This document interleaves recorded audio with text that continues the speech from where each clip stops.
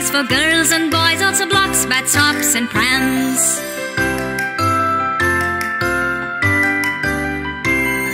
Vessels and ladles, cots and cradles, cupboards, tables, rocking chairs, houses, handicrafts, boats and rafts, doors, windows, floors and stairs.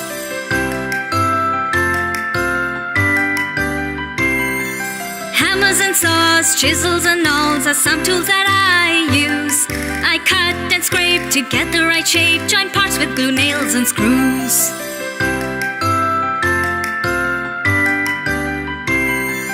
Teak and redwood, maple and rosewood, fir, cherry, oak and pine.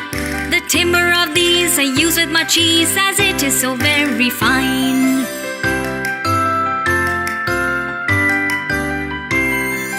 Hooks for wall clocks, doorstops and locks, I fit these for you.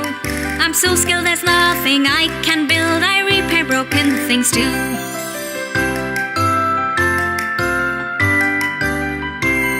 For every tree cut in a forest or town, let us grow many more trees, to save the earth and life in this world, save animals, birds and bees.